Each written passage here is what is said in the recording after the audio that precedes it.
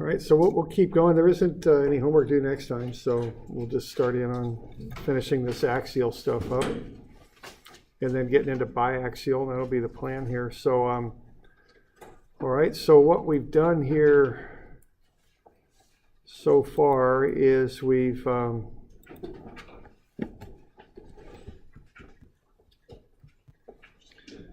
started just with an example here where we put an angled, we had a long thin bar, we put an angled force on it, and from that we got a normal force and a shear force. Okay, we started there. And we just broke the thing up into components to get the angled force and the shear force. And then the next step was to take that concept there and just realize that we could do the same thing if we had a straight-on force and an angled plane. That would really be the same thing as what we did with the angled force and the straight cross-sectional plane. In both cases, what you do is you find components of the force on the plane. Okay? So you could have the angled force in a straight cross-sectional plane or a straight force in an angled plane there. Okay, either way. All right. And then we started looking at some samples of what they're called coupons from the tensile test, and we noticed that this one in particular had an angled failure. So even though we were pulling straight on it, we had an angled failure. And we're kind of relating these things together, that what caused this was this idea here, that even if you pull straight, you still develop stresses on angled planes. And if they happen to be weak, a best example would probably be the grain of wood running that way. But there's also weak planes in the crystals that make up metal, pure metal. What's going to happen there is you can get failure on those planes. So that's what's happening there. Okay.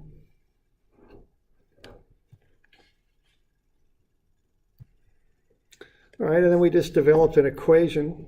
And what we're doing, we're measuring an angle theta counterclockwise from a standard cross-sectional plane. That's our definition of the angle theta. We're looking at an angled plane there, and based on a load P, we're coming up with the normal and shear force on that plane, and then dividing out the area to get the stress. And what we're doing, we're referencing everything to the standard plane. So the standard cross-sectional plane has an area of A, and that's what we're using in our formulas here, because we don't want to be calculating the area of an angled plane every time we're doing this. We want to just use the general cross-sectional area A and then account for the varying areas of that angled plane by doing a bit of trigonometry that gets embedded right in the formula. Okay. So what we came up with last time is the general formula to find the stress on an angled plane. That is an angle of theta measured counterclockwise from the standard cross-sectional plane is as shown. Okay, so we got one formula here for sigma, the normal stress on that angled plane, and a second formula for tau, the shear stress on that angled plane. Okay, and we just did an equilibrium analysis basically and found what those would be. So we did some equilibrium, and we also found the area of the angled plane. Both of those things involve doing some trigonometry, so we end up with trig functions of the angle embedded in these formulas.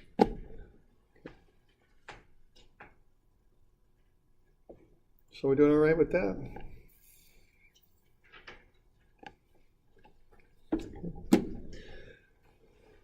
So this is just a bit different from what we've been doing up till now. We're getting a little bit more involved in our analysis now. We're not just putting simple ideas together. We're getting a little bit more involved in how we're analyzing this. Okay.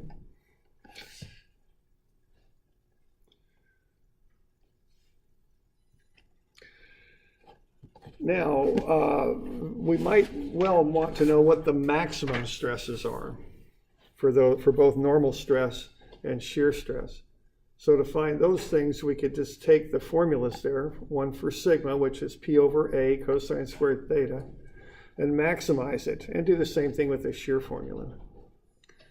So if I want to maximize the normal stress formula for sigma, I take P over A cosine squared theta, and I want to find the maximum possible value of cosine squared theta because P is given, as is the standard cross-sectional area A.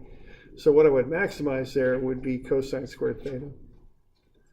That maximizes when cosine theta is 1, and that happens when the angle is 0. So if you plug 0 degrees into this formula, the cosine squared of 0 is just 1, and it cancels out.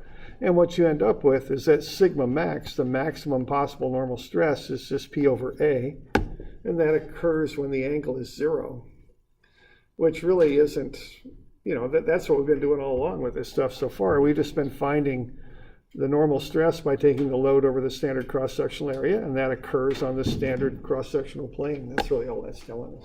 We've been doing that for the whole term anyway, so that's no big deal, okay? So if you take a bar and pull on it with a load P, if you want to find the maximum normal stress, that'll just be P over A, and it'll act on the standard cross-sectional plane. Okay. And then if you take the shear formula and plug 0 into it, it'll 0 out. So there's no shear on that plane. So on the standard cross-sectional plane, you've just got a normal stress of P over A and no shear. Okay.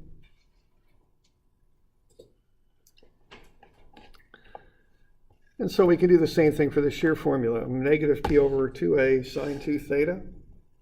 Maximize that. Now that's going to maximize when sine of 2 theta is 1. That occurs when 2 theta is 90. So theta would be 45. So the maximum shear occurs at 45 degrees. And it also occurs 90 degrees off of that at 135 degrees. Okay. So that's where the maximum shear is going to occur. If we plug in 45 in for theta on the shear equation, you'll get negative P over 2A sine 90, which is negative P over 2A. That's at 45 degrees. If we use 135, we get P over 2A. Okay. So we get negative and positive. So what we're finding there is the maximum shear is half of the maximum normal stress. Okay. That occurs at 45 degrees. So that's tau max at 45, and then also 180 degrees off of that at 135. Okay. Now the last thing here is if you plug in 45 or 135 into the standard normal stress formula, P over A cosine squared theta, if you plug 45 into that, you'll get the normal stress on the 45 degree plane. That's P over 2A. And it's P over 2A on the 135 degree plane also. Okay. So what we're doing here is going through, a bunch of calculations, but let's not get too lost on it. But what we're doing here is we're just finding where these formulas for normal stress and shear stress maximize. That's what we're finding. Okay. So I should have a little, next page ought to look something like that, does it? Or a couple pages? What page are we on? 292. That's 292. So just to summarize here what we got, and just to kind of make it visual so it maybe makes a little bit of sense here. What I've got here is a bar and some different angles shown on it that we can write down what the stresses are going to be. So if I pull with a load of P, and that would go both directions, what's the normal stress going to be on this standard cross-sectional plane? What's sigma going to be there?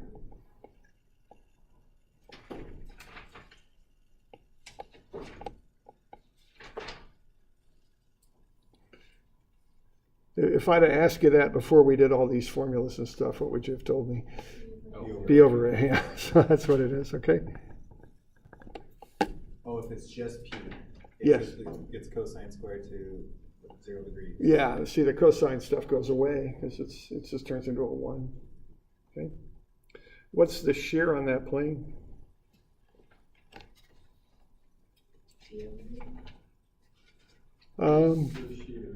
Right, no shear, because we're just pulling straight on. See, we're just pulling it apart. We're not sliding anything. Okay. So this is sigma max, and that's tau min, the maximum minimum, normal stress maximum, shear stress minimum. All right, how about on this plane? We didn't really talk about this plane, but what's going on with this plane up here? Are we getting any normal stress on that plane? Now keep in mind, a normal stress is normal to the plane. A normal stress would be pulling up like that. Are we getting anything going on like that? Yeah, there is nothing pulling straight up and down. The pull is horizontal. Okay, so the normal stress there is minimum, see? And similarly, we're not sliding anything either, so the tau is minimum too, okay? So up top there on that top plane, there's no stress on that plane, not as we define it. Now we're pulling on the edges of it, yeah, but we're not pulling normal to it, and we're not sliding one across the other, okay? Now how about at 45 degrees, what's going on there? What's the shear at 45?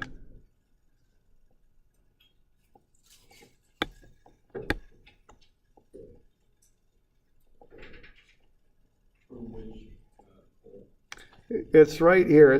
We're pulling with P either direction. We've got a standard cross-sectional plane right there. And we're going to go 45 degrees off of that plane. If we do that, what's the shear on that 45 plane? Yeah, it's cosine at 2 theta, isn't it? Or I can't remember what that formula is. Sine 2 theta? Yeah, sine 2 theta. There we go. Yeah. So that comes out to be P over 2A, okay? At the 45 degree plane, okay? And that's the max, oops, I'm down here. The shear is P over 2A. That's the maximum shear. Okay. As it turns out, the normal stress is also P over 2A, and that's the average normal stress. Is it negative P? Yeah, actually it is. You know, in this case, it would be a negative. The plus or minus shear really isn't a huge issue, but okay.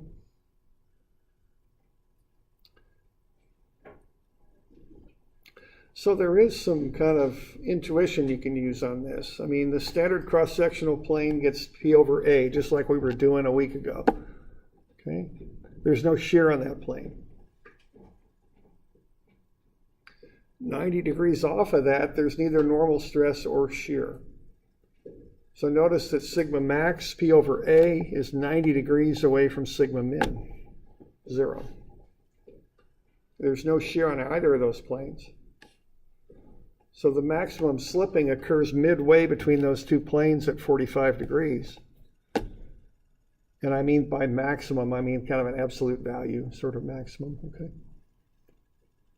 And then the average normal stress occurs between the 0 and the P over A normal stress. It's halfway in between. It's P over 2A on that 45 degree plane.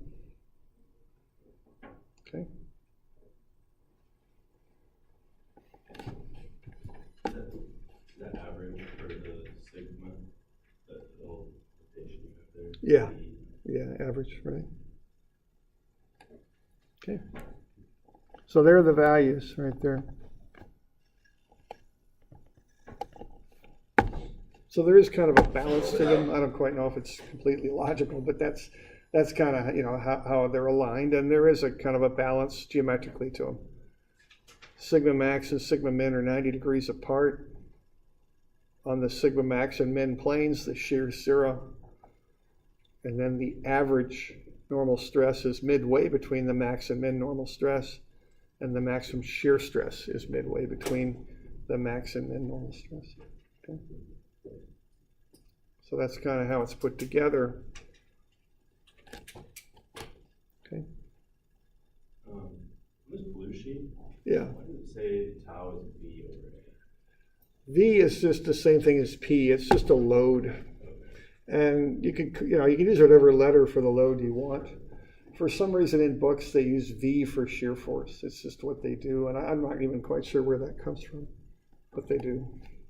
So I'm just following suit with that. That's all. here it's P over, 2A in this case, but this is particular to an axially loaded bar. Okay. Other questions?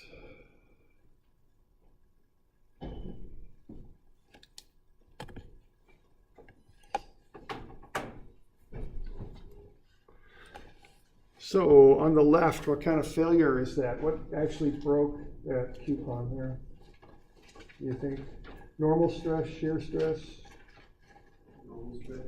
I think so. I think that's a normal stress failure. It just failed it straight across. Nothing fancy going on there. It just broke it straight across. Talking about the first one, right? Yeah, on the left. Yeah.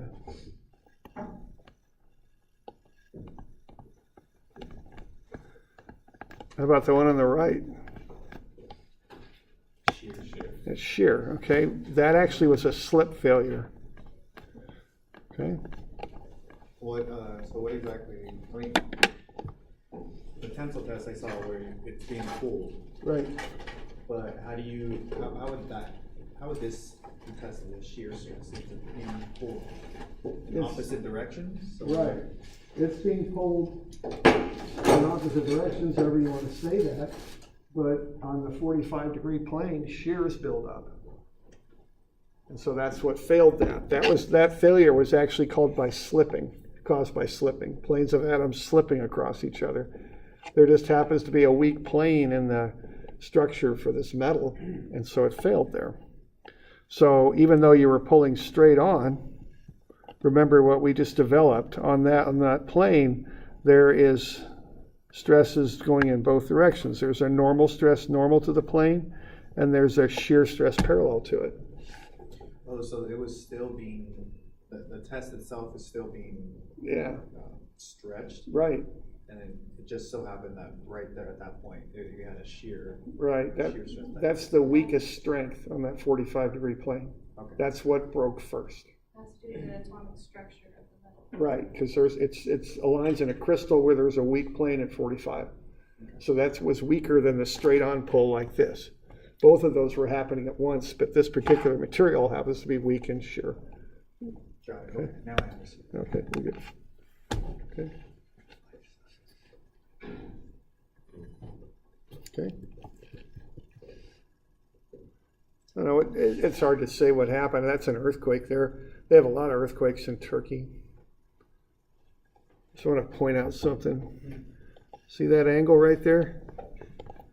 Where that failure occurred? What do you think? Shear maybe? 45 degrees? Shear. Yeah, okay, possible.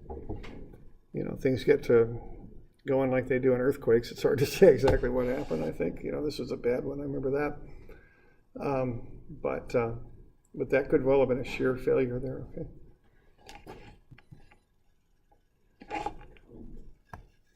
This one's kind of hard to say, and I have trouble on this one. It almost kind of looks like at an angle. But Like where right it fell there, down. but on top is straight across. It's lumber. I mean, these things aren't perfectly clean. Yeah, question? So Turkey is going to be investing in some of the biggest engineering investments that we'll have seen. Oh. That plan at least. Yeah. They're going to be investing $90 billion to destroy and rebuild like some 2 million buildings that Sure. are just completely, they're going to fall down Yeah. eventually when an earthquake hits. Yeah. None of them are like earthquake design. So. Yeah, I can imagine. Yeah, the older construction. I don't like the look of that concrete there. It just doesn't looks like they maybe skimped a little bit on the cement on that. See the rebar? It's not braided like a rebar is in this country. I've worked overseas. They use smooth rebar that doesn't adhere. I was gonna ask, is that the difference between the rebars? Because the rebar the only rebar I've seen has It's like that braiding on it. Yeah. It helps the adhesion of the concrete. Yeah, and I think a lot of countries have construction. It's I think it's kind of developed from their old school construction, but now they're using those techniques to build very large buildings that are tall. And it's one thing if a one-story building falls down, but if a 5-story building falls down, it's entirely another. So, yeah, that's interesting. We could use a few billion in this state to work on some of our infrastructure. I don't want to be in this building if in an earthquake, you know. And I don't want to have to drive anywhere on I-5 in an earthquake either. With all those bridges going over, and you know, we got lots of infrastructure issues here in Oregon, given the quake that we're looking at eventually occurring here.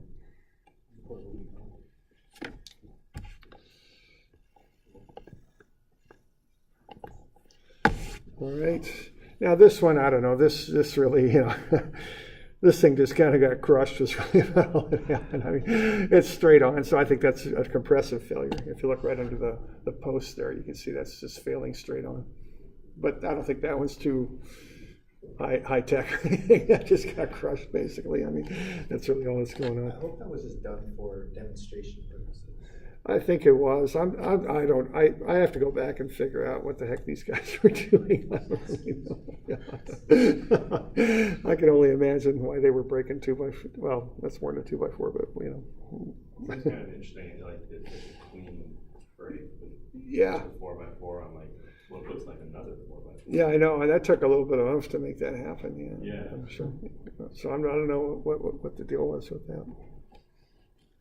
And I mean, like those cross beams wouldn't exactly help you push down on it either. It might be for stability. They might be kind of, you know, Like bracing those X's. I think. Yeah. I don't know. Hard to, yeah, that's so zoomed in. It's hard to tell. Can't figure out what that piece on the left is. It's all torn up though. Yeah, I know. I'm not sure. It's just hard to say.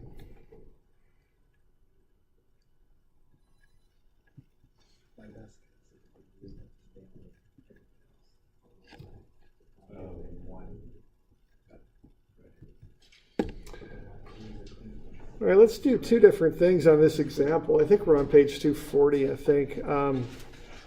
So let's say we got this bar and we pull on it with 240 kilonewtons. We got the dimensions of the bar, 4 by 3 centimeters. I calculated the standard cross-sectional area, 0.0012 square meters. Let's find the shear stress and normal stress for theta equals 27 degrees. Now, there is a convention on finding where these planes are. What you do to find the planes is you start at the standard cross-sectional area, which would be right there. Then you measure counterclockwise 27 degrees.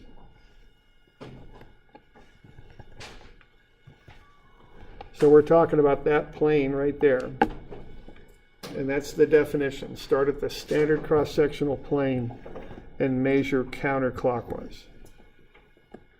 Okay. So on that plane, let's find the shear stress and the normal stress. Okay. And to do this is pretty straight up. You just run the formulas. The important thing is to plug in the right stress and the right angles and all that. Okay. So you just take P, divide it by A, and multiply it by the cosine squared of the angle. The angle in this case is 27 because that is measured counterclockwise from the standard cross section. So that's really about all there is to it.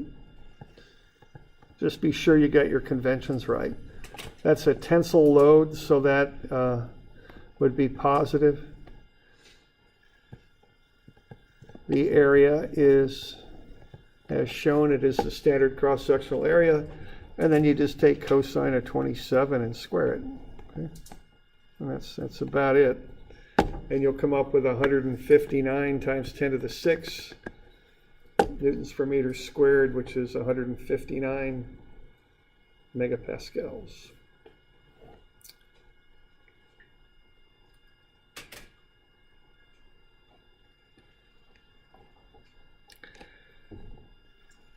And you can do the same thing for the shear, negative 240,000 newtons divided by 0.0012 meters squared times the sine of 27, sine of 54. And where I'm getting at is 27 times 2 is 54. Don't you put times the area on the bottom left? Yeah, I think I do. Thank you. forgot the 2 down here. There we go. There we go. And so you just, if you know how to plug the numbers in, you know what to plug in where, it's just a formula. Then we get negative 80.9 times 10 to the 6. Okay.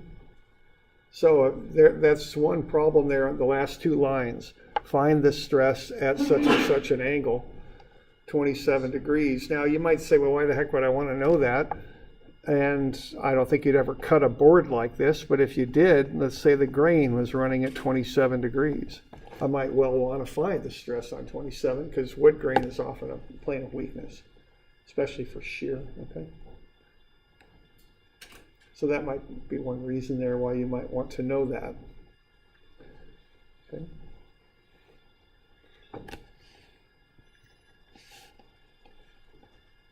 So are we okay with that?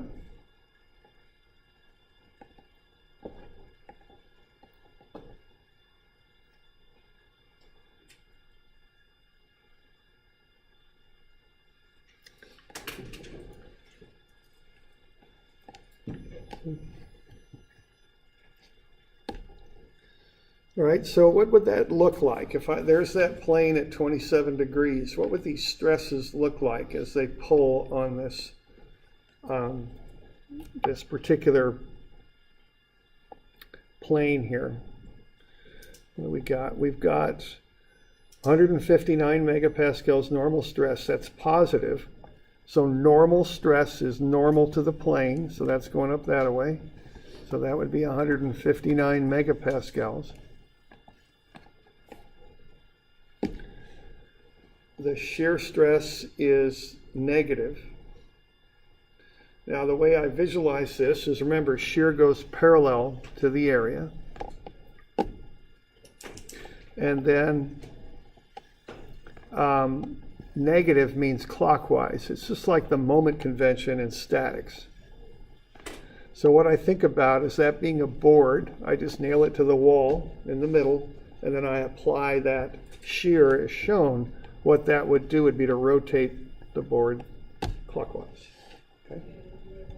So that's how I'm accounting for the fact it's a negative shear. That's the meaning of negative shear. Was that the, I've seen it where you draw a box, you have the normal going out. Yeah, we'll get to that here pretty quick. Yeah.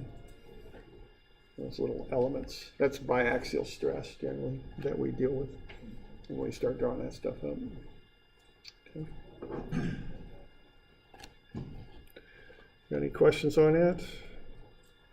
Can we draw the 80.9 into that diagram somewhere? Oh, yeah, Is that one of the arrows? it's that one. Yeah, and that rotation was just to show the sign convention. Okay. So that's what that would look like. Okay.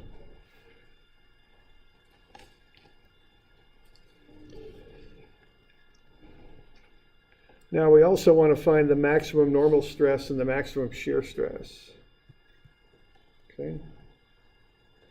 Now that's pretty straight up also. It's more straight up than the other because sigma max is just what? P over A. That's it. It's just like what we were doing before we started doing all this uniaxial stuff. It's just P over A. So you've got 240,000 newtons. And when I'm doing the metric stuff, I like to get into just the base units. And 0.0012 square meters. So I'm in newtons and meters, so what comes out then is pascals, basically. So that would be 200 million newtons per meter squared. It's positive because I'm pulling, so that'll be positive 200 megapascals. That mega means 10 to the 6.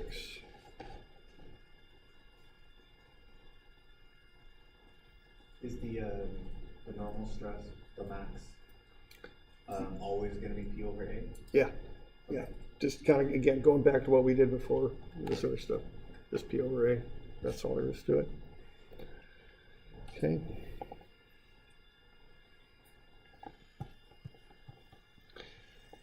Tau max is plus or minus P over 2A. And again, just plug this stuff in. Tau max, occurs on 2 different planes, so it's There's a plus and a minus value for this. So, same sort of thing. Just take half the normal stress, really.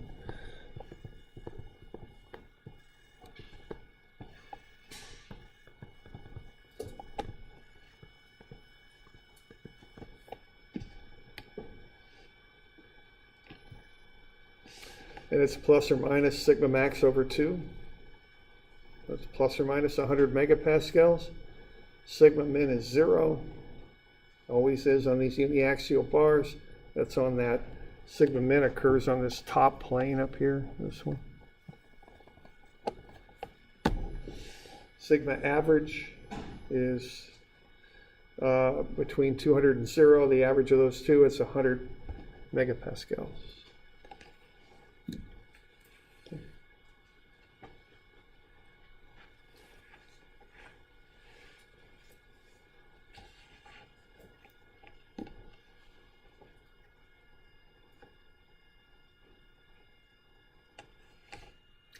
So that's just the basic numbers you could run at, a uniaxial problem here. You can find the max and min. Sigma max is always P over A. Tau max is always plus or minus P over 2A.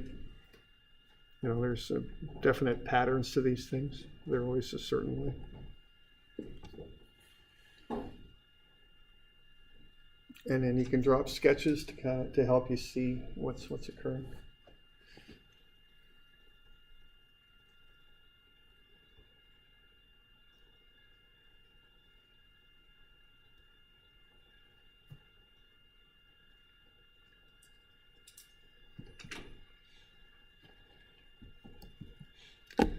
Okay, so we can draw sketches.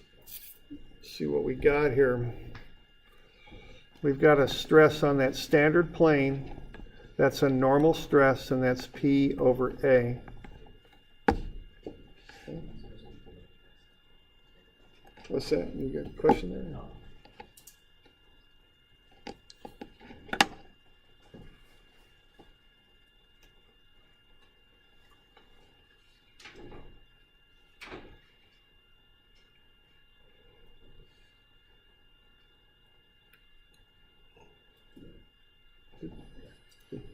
Yeah, sure.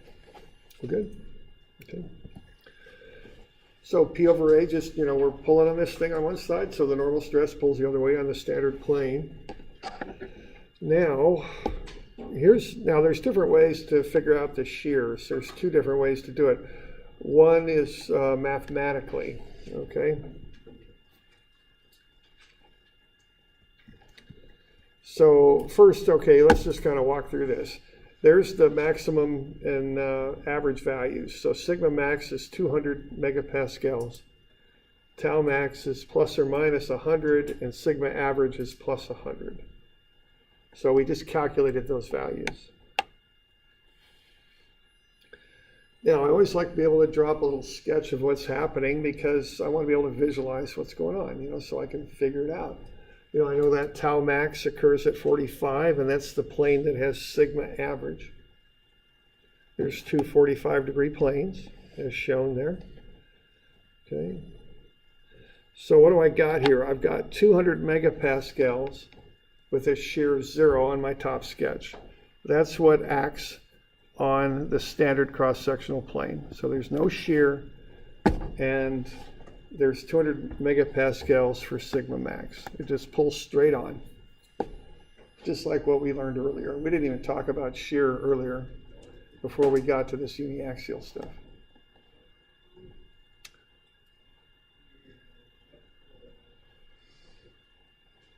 Now on the first 45-degree plane, sigma average is tensile. It's 100 megapascals, so it pulls. The shear is the negative one on the 45-degree plane. Okay, so this is actually negative 100 megapascals is what that is, because it's rotating the element clockwise. The other one is positive, because it rotates the element counterclockwise. So just nail the board to the wall, look at what those shears would do, The one in the middle would rotate the thing clockwise, so that's a negative. The one on the bottom would rotate the thing counterclockwise, so it's a positive. Now, the challenge can be knowing which one is which. And there's two ways to do it. One way is visually, and the other way is mathematically. Now, what's going on visually is I know that I'm pulling to the left. This thing's in pure tension. So if I kind of visualize vectors here, what I know is I'm in an equilibrium condition. So if I add the shear and the normal stress together in kind of a vector addition in my mind, what I can see is when I add these two together, I get a net vector that looks something like that counteracts the pull on the left. Okay? Same thing here. If I add these two vectors, I'm going to get a horizontal vector, roughly just in my mind's eye, that pulls to the right. Okay? Now notice that if this shear were going that way, that wouldn't really happen, would it? Because the shear isn't counteracting that pull, is it? It's going the wrong way. That's why I know that shear goes up right, not down left. Similarly, I know that that shear does not go up left, because that would not counteract the pull. Okay? So you can kind of visualize which way these shears act by looking at the applied load on the other side of the bar. Okay? They counteract whatever you're pushing or pulling with, because these bars are in equilibrium. When you cut through them with that imaginary cut, the internal forces are such that they cause equilibrium. Okay? So that's a visual way to look at these things and get them figured out. Okay? We good with that?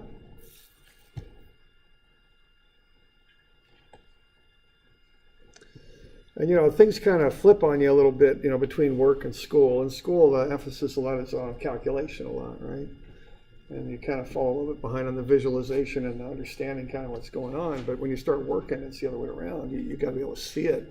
You can always find a way to calculate it. That's not the problem when you're working. The problem's anticipating what you need to calculate. That's really the issue that comes up when you're working. So you want to. I always like to develop these skills of seeing stuff. I mean, I do civil engineering. If you're going to work with a piece of ground, you got to see what you're going to do in your mind. And if you can't do that, you're going to have some problems. Okay. So here's the mathematical way to do it. Also, you can plug the angles in. So tau is minus p over 2a sine 2 theta. So if I plug in 45 into that formula, 2 times 45 is 90. And I got a negative embedded in the formula. So I get negative 240,000 divided by 2 times 0.0012 times sine of 90. I get a negative value for the 45-degree shear. That's negative right there, see? It'll rotate the element clockwise. So, if you have trouble visualizing, you can just run the numbers, and that'll tell you the same story, okay? For 135, I double that, I get 270. Run the numbers, I get tau 135. Okay? And that's plus 100. So that gets me a positive shear. Like so. Either way, whatever works for you is fine.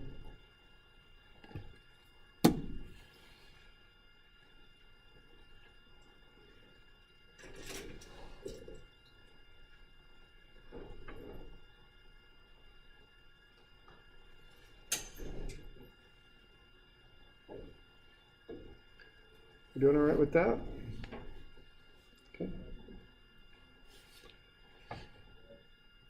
So that's just some uniaxial type stuff there, okay?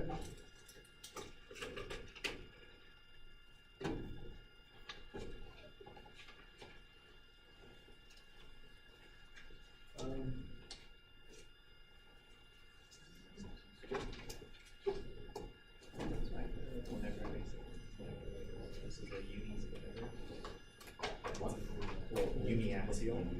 So like, okay, so then you obviously know there's a biaxial. Well, is it, because if they're only teaching you one axial, I feel like they would just call it axial. You're right. There's biaxial and there's even triaxial too, if you really want to get into it. So I'll get you a couple of these to start with. We got some more stuff to cover, but just while I'm thinking about it, I'll write these down. 181, watch your angle.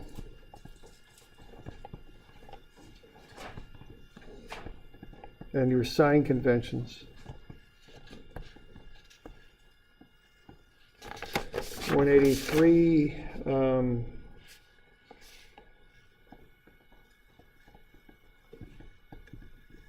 round up to the nearest inch when you're done, okay?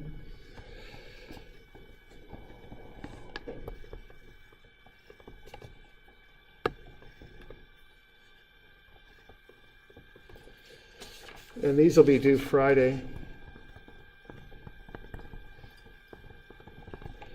And I think that's getting into February, isn't it? What's today? Is today the 29th? Okay, that'd be the 2nd, wouldn't it? Okay.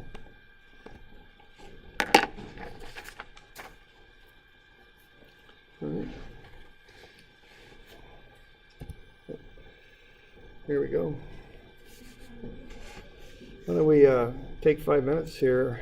I'll bring that screen back.